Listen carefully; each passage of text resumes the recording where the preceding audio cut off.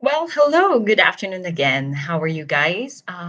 Good evening to all of our friends and loved ones in the Philippines. Good afternoon from Abu Dhabi. And good day to all of our friends there around the world. How are you? How are you doing? I hope everything is safe and sound. And I really, I really pray that most of you guys can able to reach this live and one of you can also give me some questions so that we can have some discussions. But of course, before that, I'm going to introduce myself. My name is Jocelyn Pimangibin. I'm a board certified behavior analyst and an international behavior analyst. And I have a master's degree of professional behavior analysis taken from Florida Institute of Technology in USA. So I'm really happy to have this platform again and this availability of live session every day so that I can at least convey to you whatever the ideas that we need to discuss about and whatever the questions that you may throw to me and I may answer it according to the principles of applied behavior analysis. But before that, what is applied behavior analysis again? And this is actually a scientific approach in which we are determining what are the variables that directly affect your child's behavior, okay, especially with the socially significant behaviors, all right? So in this video, what I put in my topic is that how would you know if your child is receiving a proper ABA program or a proper ABA treatment or a therapy? Now, the reason why I put this kind of topic is that I used to like receive a comment or direct questions from one of the parents during my Facebook live that how would you know if my child is receiving a proper ABA therapy? Now it's very critical to know and it's very essential to know the parts of the therapy sessions. Okay. Now, we don't just jump into therapy session or into planning. All right. So for me as behavior analyst, we have what we call ethical parts and we have what we call the principles that we need to follow. All right. But those concepts and principles, we are actually using them. It depends on the child's level and it depends on the child's skills. All right. So when we say depending on the child's skills, that means it depends on the result of the assessment.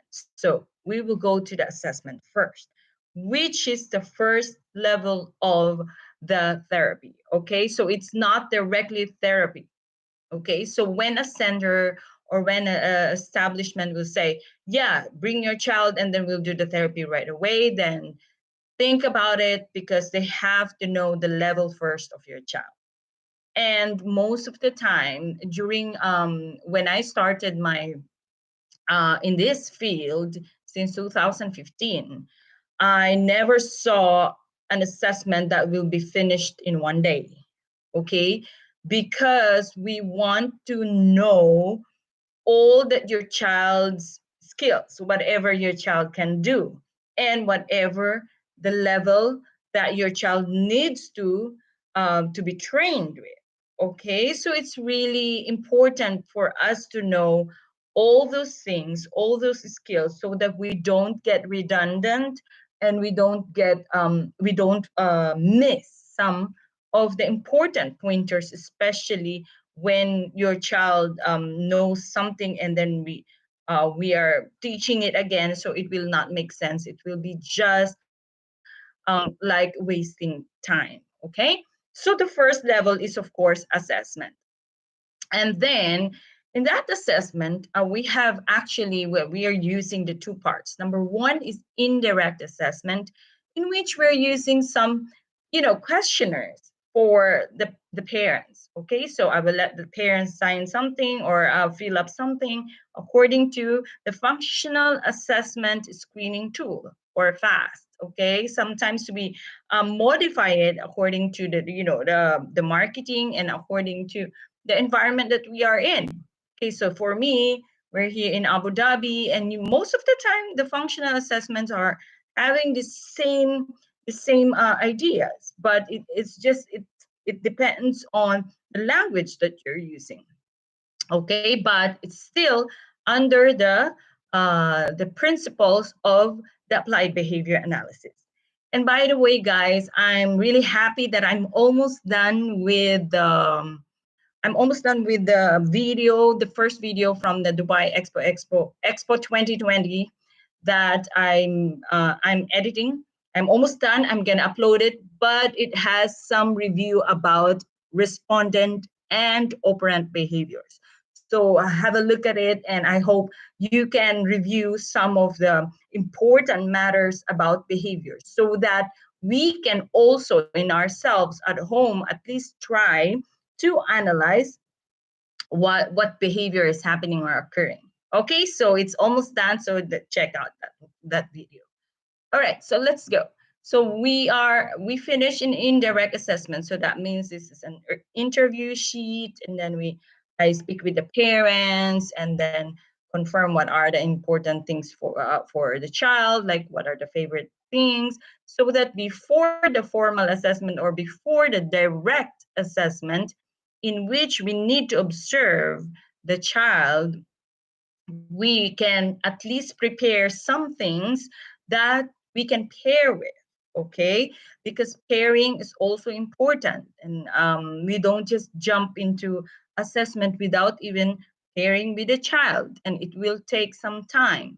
Okay, like some of the kids can be paired like for 1 day, 2 days, or 3 days, but some of the kids you really need some shaping in there. All right, so after the indirect assessment, in which I speak with the parents, and then they will fill up something, then we will schedule for the direct assessment. The direct assessment, it involves everything, like whatever the child can name. Can the child request? Can the child listen to instructions? Can the child match items, identical items, non-identical items, or pictures? Or can a child read or write or everything? Even can a child wash her hands or his hands by herself or himself? Okay, so those skills. Can the child sing with me, and then when I pause, fill it in, and then when I give some phrases, can the child fill it in? So those are the things that we need to assess, and it will not be finished in one session. Most of the time, it will take like 1 week to maximum. For me, it's maximum like 2 weeks, so that we can prepare for the reports. Okay, so the moment we're done with the formal report, formal assessment, we will write the report. So I will write the report and what are the skills that we need to target. Okay, so here's the report. So this is the score of your child according to the tool that we use, and this is our targets for your child. Now, the purpose of showing the report is not to make the parents really feel bad. Okay, so our purpose is for you to see in which level your child is in actual, present. So currently, so we need to know that, and it's very essential before we can write a formal plan. Now, if the child is having lots of negative behaviors, we will also write behavior intervention plan. Okay, and individualized educational plan. Okay, so two things we're gonna write. Then after that, so that is the planning. After that, we're gonna present it to the parents. Okay, so I hope you can see the picture how we are doing the therapy. So we are not just jumping to the therapy session. Okay, so we'll talk to the parents. So this is our target, blah blah blah, and what are the criteria, and we're going to explain further to the parents that when we master it here in the therapy session, when your child mastered it here in the therapy session by reaching the criteria, then we're going to transfer it, train you or train, because here in Abu Dhabi we used to train parents from time to time according to their availabilities, or not just parents, also their caregivers. So we're going to train you, and then you can do this at home. All right. So those are the planning time. And then we will go to the implementation time. The implementation, now it is very individualized. It depends on, again, the skills and level of your child and whatever prompts, okay, we can use for your child that your child can respond properly to us, okay, because there are some children that are okay with the physical prompts, but there are some children that are not really into physical prompts. So we can use some gestural prompts or sometimes verbal prompts only. Or some of the kids are okay with the visual prompts, but some of the kids are okay with gestural prompts, and so on and so forth. So each program has its own way of teaching. Either we can teach through using discrete trial training or incidental training or natural environment training and so on and so forth. Now, how we will know that we can use that? Again, it depends on the result of the assessment. So the behavior analyst will write whatever is applicable for the child. Okay, so we are not just having guessing game. So that's why you need to be careful when you are attending an ABA therapy session. Number one, you have to ask the assessment result and, of course, the plans. And during the implementation, you can ask about the data. What are the data that you can get from your child's progress? So how is he doing with this program? So in ABA, we are data based. Okay, so we cannot decide to move on to the next level without the data. So that is very important. So you can ask the center to at least show you some data of what they are doing, so that at least you can have this peace of mind that your child is either progressing, or if not progressing, what else we can do for that. Okay. And both the skills and the behavior, we are taking data every single session. Okay, we don't miss it. Okay, and then we put it on graphs. So if the center is not showing any graphs, then technically they are not doing ABA. Okay, so it's very important for the center to present graphs to you, so it's easier. This is a visual representation of your child's latest level or latest achievement. Okay, because when we just show you the mere paper of how we are jotting all the data, that means sometimes it's not really layman's term and sometimes it's too technical. But if you have this proper visual representation, then it's easier for you to understand, right? Is it screaming going down and the requesting going up? Okay, so those are the things that you also need to ask the center. And after 6 months, usually every 6 months, we're doing evaluation, or it depends on the child's progress. If we see that the child is really progressing faster than we expected, of course, then minimum like 4 months or before 6 months, we need to do the evaluation. And then we'll do another target from there. Okay, then we present it again to the, so it's like a cycle until such time we can reach the maximum of the therapy results. Okay, and then that's the time we can talk to the parent, we can discharge the child. Okay, so when we saw that the child is ready to be mingled with the mainstream, we shaped him properly, no more negative behaviors, and he can catch up without the help, okay, without the prompts. And that's the time that we can decide that, okay, your child is ready for discharge because of these pointers, this blah, blah, blah. So we don't just discharge like 100%. Like when you say discharge, that means we went into the shaping procedure of taking off the therapy. So for example, in 1 week, your child is coming 5 times a week. And then we will shape it into, okay, the next time around, you can have 3 times a week, and then times a week. And then that's the time we can discharge 100%. Okay, so when we say discharge, that means it went through the process of shaping out, fading out the therapy session. Okay, so when we say that a child can handle it, like can be mingled with the mainstream, that means that the child can generalize these skills and this behavior, positive behavior, into another place, another time, another setting, and so on and so forth. All right, another person with different persons, different people. So it's very, very important for us to understand that the child should not just be mastered in one place like a therapy session, but also be generalized with home, at school, and so on and so forth. Okay, so again, assessment, planning, implementation with data, with the graph, and evaluation, and then shaping out or fading out of the therapy. Okay, so I thank you guys for staying with me. I hope you can have some questions next time and you can pop up on this live. Don't worry. I can, if you want, you can even comment to one of my videos in this YouTube channel, and then I will catch you up on whatever comment you will have there or questions. I will put it in the topic of our live session again.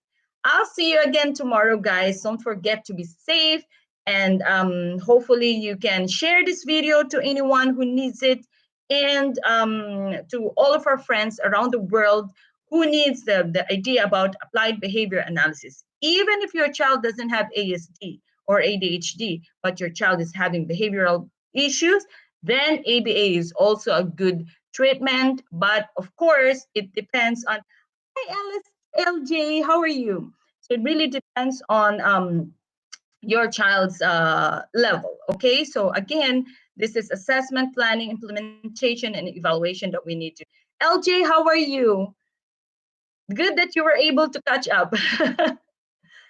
You know that my Facebook Live has been compromised, so I couldn't get through the what do you call this? I couldn't get through the my Facebook account now since last week.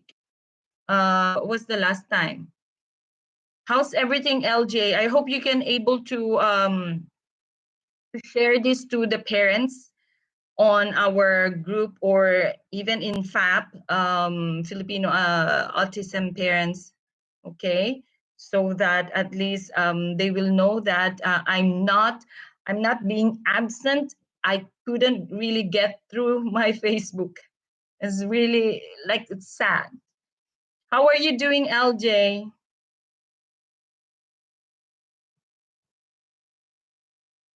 Okay, so I was just discussing about the okay, good, good, good. Yes, actually, I was sad. I was so heartbroken last week, and I couldn't get through. And then suddenly, I got an email from Facebook that it has some problem. So I really want to catch up with you guys. And thank you that you are here. This is my fourth live here in YouTube. I'm just recording everything and then uploading it. Yeah, I'm doing good, thank God. I was able to handle that emotion. Of course, imagine how many followers I have there, almost 2,000. Oh, it's really sad, but what to do? Just share this video to your friends and to the co-parents that we know. And then tomorrow again, I'm gonna have the same timing, 5 p.m. here, 9 p.m. there in the Philippines, or whatever. What time do you want to have the live, LJ? Is it 9 p.m. or earlier than that? 8 p.m. could be. Do you want 8 p.m.? How are you doing? I missed the session in Facebook, to be honest. Like lots of questions. So in here, I'm just recording like a specific topic. Yeah, sorry, but this I think the loading of the the messages is a little bit slow, so probably it's really not. Hope you're also good, LJ. All right. So with that, I'm gonna end this live now because I need to also prepare for something, and I'm editing a special video, LJ, for all of you guys. It's a mixture of the review about behavior, respondent, operant, and then examples of those, and then the Dubai Expo 2020 that we've been to. Okay, so I hope you can get a chance to share it with your friends and loved ones. LJ, I'll see you tomorrow again, the same time, okay? Thank you. Thank you so much for dropping by. Um, okay, no problem. Sure. I can wait. I can wait. No worries. Ma'am, add po kayo ng admin sa page niyo para may 2, 3 po makakapasok sa page. Which page? Because I cannot, LJ, I cannot go through my Facebook now. Nahack siya. It's been compromised. That's a problem.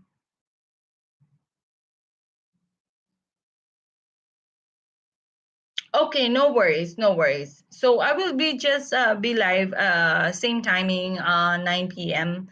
And then I hope also some of the friends there they can feel I know some of you guys can feel like there's something wrong with my page. Okay, I really can't go through.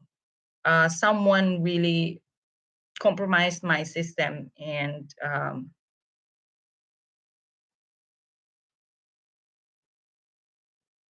LJ, actually, you have edu compliance ng anak ko ng problem ko sometimes po kasi nauubos po ang reward or favorite niya po.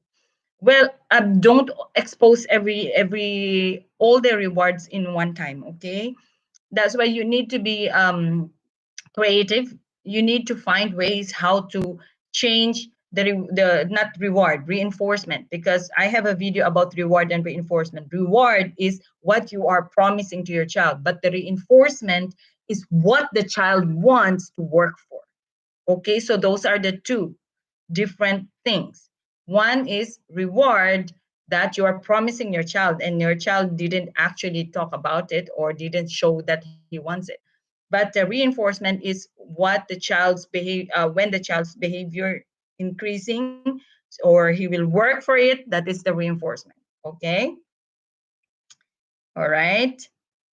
So just make sure you have to be creative and plan it ahead, divide it properly, and then you release it one at a time and very minimal amount. Okay, so that your child will be motivated again and again. All right. So if that is your issue right now, you need to be creative and extend it to some point. Like, for example, he wants blocks, and then extend it to something that you can fix also, not just blocks, and so on and so forth. Put some scheduling. Remember the scheduling, and then in between you can give some little reinforcement. Don't give too much reinforcement, like big, not big. It depends if you're asking your child to do something that is very very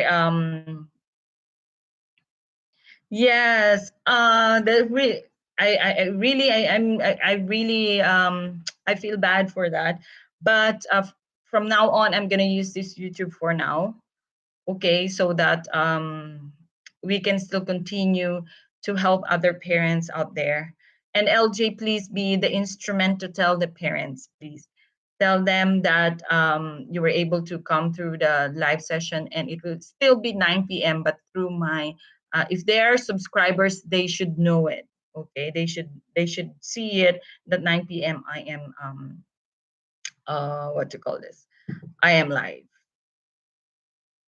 Okay, so I guess LJ, I have few more seconds, and if you're free again tomorrow, please feel free to pass by, and I will be live again at 9 p.m. Okay, so hopefully we can just announce to the FAP that my page has been compromised, and maybe because that person who did that might have some plan on my page. I don't know, but God bless him. Let God move in his life. I cannot have any control about it. So I'm just gonna stay on the YouTube for a moment. Okay. Even my personal Facebook account, my page, both of them are gone for now. I'm still waiting for the support from the Facebook. Okay. So thank you so much, LJ, for staying with me. And I hope to see you tomorrow again if you're free. And please share this video to everyone. God bless you, LJ.